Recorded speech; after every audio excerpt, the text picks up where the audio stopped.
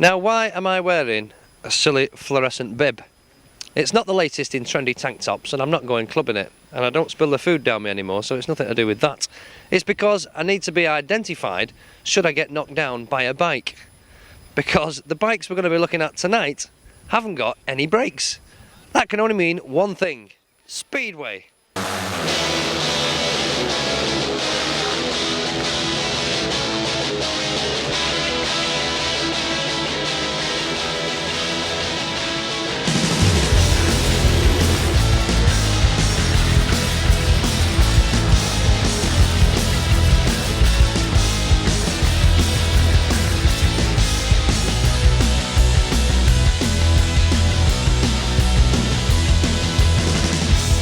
Well, I'm joined with Colin Burgess here in his smart outfit. This is his Sunday best, but as it happens, it's Friday night. Yeah. Colin is the scrutineer at the Beaulieu Aces, and he has to check over that the bike is in order, safe obviously, and I was going to say check the brakes are working, but as there's no brakes, stupid question. Colin, tell us a bit about what you've got to look for, and basically how often you have to do it. I mean, do you have to do it during the course of the night? No, we check the bikes initially before the actual start of the meeting.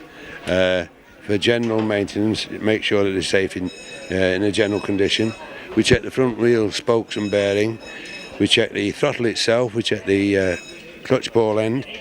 We check the silencer. We check the tyres, and we also check basically that the bike itself is in a generally good sound condition and safe. For safety reasons, these lads are not going to appear and they're not going to play out on these wild machines. I mean, they go ridiculous speeds on a very small oval, no brakes. They're mad. But the fact being is they're not going to arrive with a dangerous machine. But you're doing them a favour, aren't you? You might spot something they don't notice. That's right. I mean, normally the mechanics would check the bikes before they even bring them here, and then it's just more or less last-minute adjustments once they get to the track itself. Normally. Very little is found wrong with them. It might be the odd thing, as you said, it's just probably missed the mechanic's eye, and that basically is what I'm looking for. But generally, a safe sound bike is what we're looking for. After we've done the general inspection and check, I normally mark the tyres in as much that they are allowed to use that tyre and no other tyre. If they have a puncture during the meeting, they have to contact the machine examiner, i.e. if they have a flat tyre and they want to change the wheel, then they've got to contact me. And providing the tyre that they're going to put on is a used one or the same standard as the one they've got on, then there's no problem. Well, as the sign depicts, this is Sam Superstar for Beaulieu Aces, because as it happens, an ex-world champion in 1983. There's not a lot the guy doesn't know about Speedway, that's riding him, and one only assumes he knows a fair bit about his bike. So we're going to ask him a few questions about the machine. Like, I won't ask the basic, the silly one, how fast does it go, mister? But they're frighteningly quick, aren't they? Is there some spec on the speeds that they'll do? Well, they have about 65 horsepower, and you know they claim to do from 0 to 60 in about 3 seconds. The bikes have no brakes on them, so they accelerate fairly quick with heavy flywheels. So whenever you rev them up at the start line, we don't have any gear, so when we dump the clutch, it's the flywheel in effect that gets the bike going, so it accelerates very quick. Well, if you ever rode bicycles when you're a kid, which a lot of guys started out on, I mean, it's when you slide the bike sideways, it tends to slow down just like you do a car or anything. And on a speedway track, the surfaces are fairly smooth and hard, and so when you come in the corner and start broad sliding, you can actually decelerate the throttle and the back wheel will actually start slowing down. So that tends to how it slows down. And again, with heavy flywheels, when you roll the throttle off, it does slow down. Yeah. What else do you seek for? You obviously want to change the power characteristics, but like for example, fuel. Is there special fuel you use? Well, we use a methanol fuel instead of like petroleum type fuel. And you can actually run it a lot richer. So there is regulations, like our carburetor, we're restricted on size. The rule is to get out of the start, get in the first corner and actually have the ability to roll the throttle off and actually get the back wheel to hook up. And if you get any good footage of the racing, you'll see that, you know, the whole idea of going down the straightaway just before you go to the corners, get the wheeled 1-to-1 ratio on gearing wise going in the corner and just have enough momentum to slide the bike into the corner and then put the throttle back on, and then you just look for traction off the corners, and that's what Speedway's all about. But if you're wondering what all this racket is behind me and all these tyres in a big pile, apparently there has been some kind of dispute. The away team captain inspects the home team's tyres and vice versa. For some reason they can't agree on a particular tyre. So what they've done is to save all the arguments, they put 12 tyres in the middle and said, right, that's it, you all get one of them on, and now everybody's the same. But there's an awful lot of noise.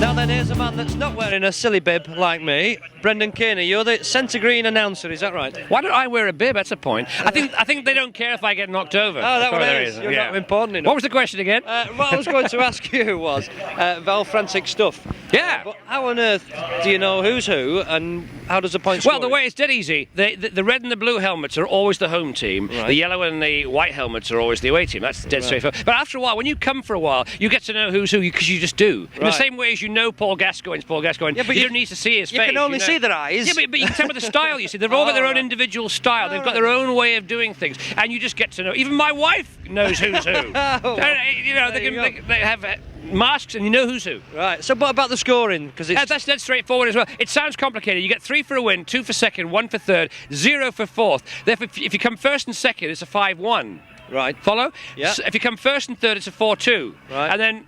You could have a 3-3 there, could you? Yeah, there's 3 permutations, 5-1, 4-2 or 3-3. Right. That's how it works. Right. Dead easy. And there's a little bit of tactics involved in this. It's not just go for it, is it? No, Because you see, it's- there's team riding. You see, very often you'll get a really good rider with a not such a good rider, and they'll team ride side by side to Right. keep the other guy out. Then they tried it in that last race, but it didn't work out that Yeah. way. And team riding is one of the arts of Speedway. Right, well, there's certainly an awful lot of noise. Well, when you first come, it's just like guys going round and round. Yeah. But then, let's face it, if you watch football and you've never seen it before, it'd be 22 guys chasing a ball. So it's just, once you get the hang of it, you'll know what's what, and then it becomes clear. It takes Right. you 3 or 4 times to get the hang of it. Right, well, I've got about 6 or 7 heats left to work out this scoring. I'm nearly there. But in a year's time, you'll be absolutely au fait with it. Right, smashing. Thanks, Brendan.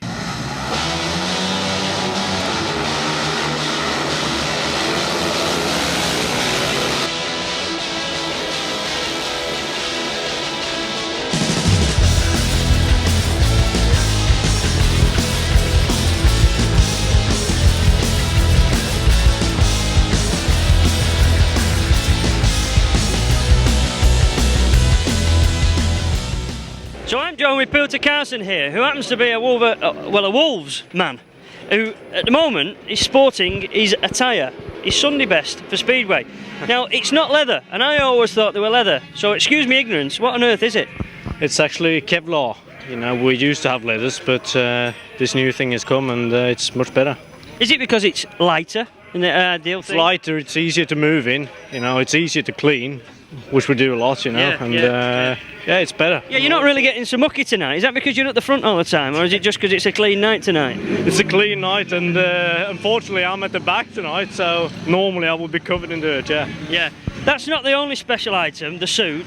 You have a steel foot, don't you? You have like a shoe on your boot. That's What's it. the aim there? What's the reason for that then, Peter? Well, you kind of lean on that as you go in the corners, you know, and for your balance and that. So that's Is this what so you don't go through 13 pairs of boots every night? Yeah. Yeah. Yeah. And your helmet, is that anything special? No, just a normal, you know, motocross helmet.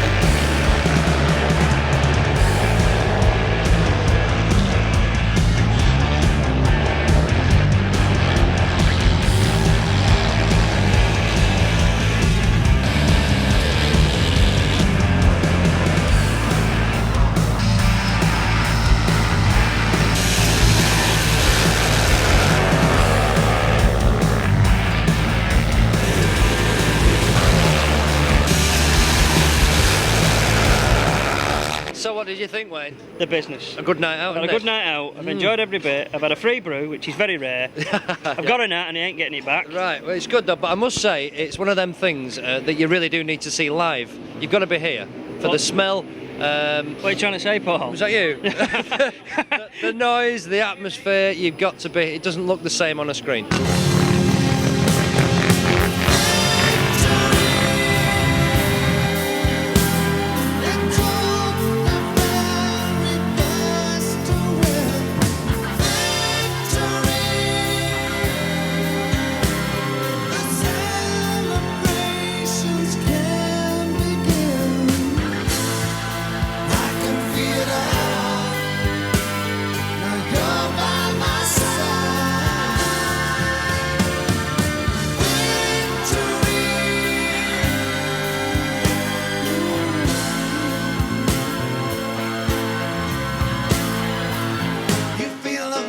Blow that lays you on the floor.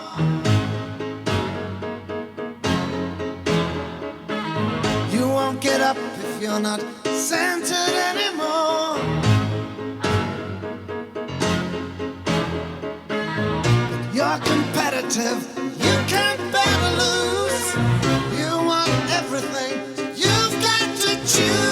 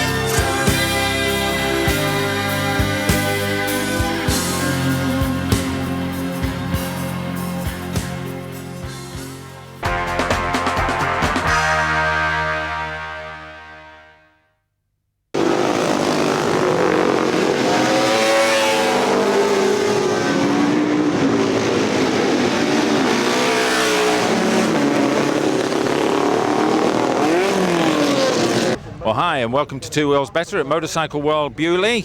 It's not a bad day today. A bit more sun would have been nice, wouldn't it, Diane? It would have been. It's going to rain, I just know it. No, it's not. But there's plenty of nice bikes here, isn't there?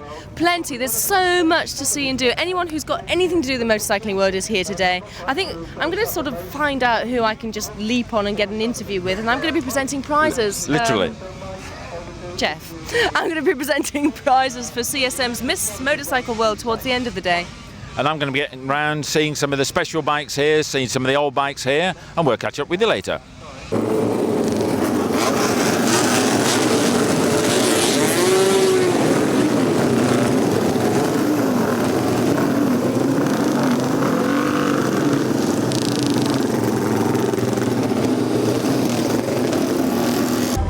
Well, we've done enough walking around, so I've decided to take Diane a quick flip round the skies in this Phantom Jet. You looking forward to it now? I just was waiting for all the jet jokes, that's all. All I know is I've got a jet between my legs right now. This will be interesting. This is in fact the cockpit of an old F11. One of the only few remaining in the world that has been converted slightly.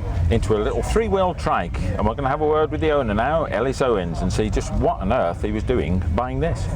Well, I'm going to wing it now because I'm sitting on the wing of this little animal.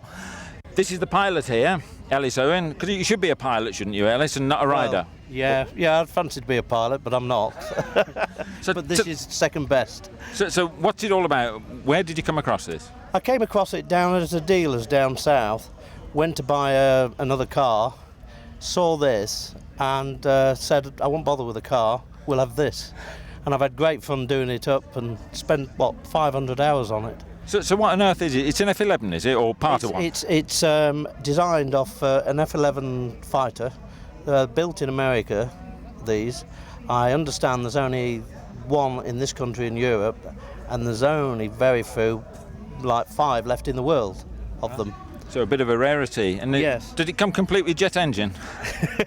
It's got a 400 Yamaha twin overhead 4-stroke and goes very well.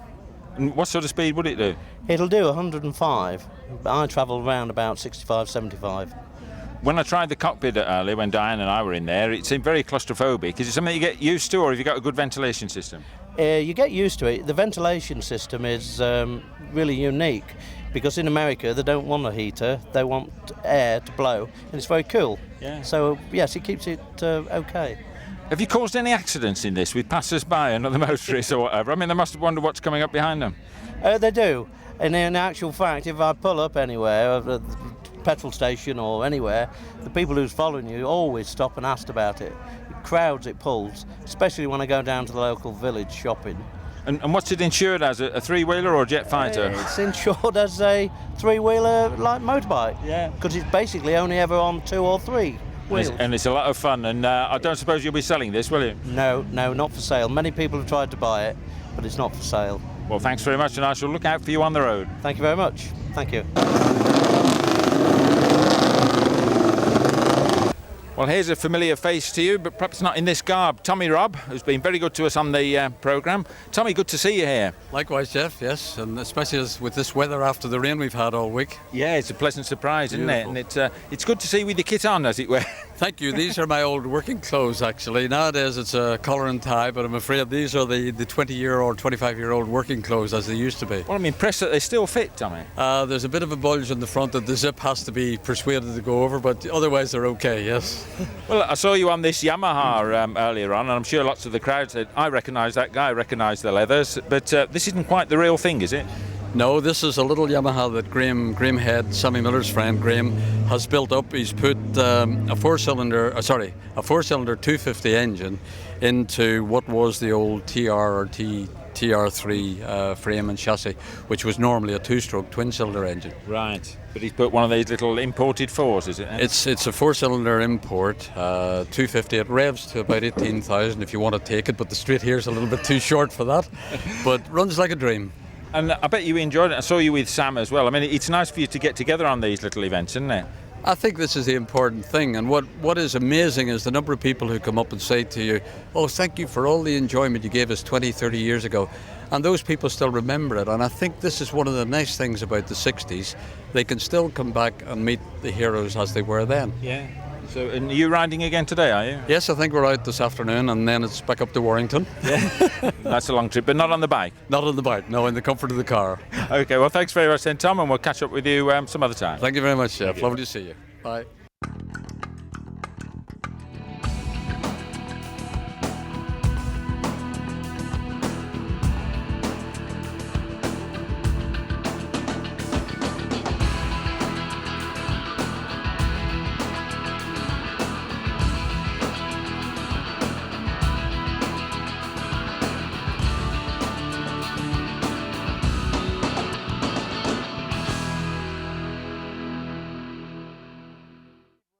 And cue the rain. What did I say at the top of the programme? Anyway, I think it's just about going to hold on. Street fighters, what are they all about, Jeff? Well, Street Fighter, I mean, this beautiful example here, this Harris, this has got a Suzuki engine in it. The essence of Street Fighters is the rider or the owner tailors them to his own liking. So the engine that's almost ubiquitous in these things is a Suzuki. This one's a GSXR 750, put in a Harris frame, and then all the different bits and pieces added to it. So that's normally standard, the engine and the frame are normally standard, and then it's just what you feel for the rest. That's right. This one's had a turbocharger added to it. Yeah. He's got a GSXR front end with upside down forks on it. That's the Suzuki tank? No, that's a special aluminium tank crafted by Harris. Beautiful. So Harris supplied the tank and the frame. Well, here's another example. Again, a Suzuki engine, but this one's got a Martec frame, another one-off frame, all beautiful polished aluminium. Very much like the new Triumphs, the 595 and 509. Yeah. But they didn't copy them. These sort of specials were around first off. And this isn't sort of slighting Triumph at all, but they tended to want to copy this Street Fighter image right down to the bug-eyed twin headlamps here. But again, you can see the GSXR front forks, very popular front end to it. And as you can, again, a very popular hobby and a popular bike to base it on. How has it all been going on? Has people spliced bikes up from, you know, as soon as bikes were actually assembled? Yeah, I suppose that's how it started, really. You're dead right, and in fact, in the very early days of motorcycling, all motorcycles were made up of sort of bought-in components. components. Yeah. So they were bicycle manufacturers, and they buy an engine from here, a frame from there, put it all together. Then bikes started becoming mass-produced. So this is back to basics, if you like. And the specials thing, I mean, back in 1966, would you believe, a long time ago, but I built a Triton. You which dabbled? I dabbled, and that was, and with bikes, and that was a Triumph. That was a Triumph engine in a Norton frame with all the special bits and pieces. Excuse me. So that was my sort of racer and my street fighter of the day. Of course, it's not just a man's domain. Barbara's joined me, and this is her bike. Tell me a bit about your bike, Barbara. Well, it's a Ducati 600 Spondon, and with a Spondon frame and a 600 Panther engine, which my husband put together for me. Oh, way to go! I like the women's lib, big game to do it. But the thing is can we do it? I'm learning. Have you ever learnt to actually do anything yourself? Nothing whatsoever, no. I just ride it. You just ride. So what was the bike before? What did you have another bike before and suddenly decide to spice something together? Well, I had a 500 Panther standard, and basically we rung the club together, so we thought it was about time. Which club's this? It's a Street Specials motorcycle club, and we've been running it for 10 years now. So. Okay, so you decided to titillate slightly? Yes, absolutely. And you pleased? Oh, I love it. I love the styling. It's a lot better than the standard Panther, and it just handles round corners fantastic. Tailor-made. And are you a knee-down girl round corners? I take it from a bit. I think I'll leave it there. Thank you for your time, Barbara.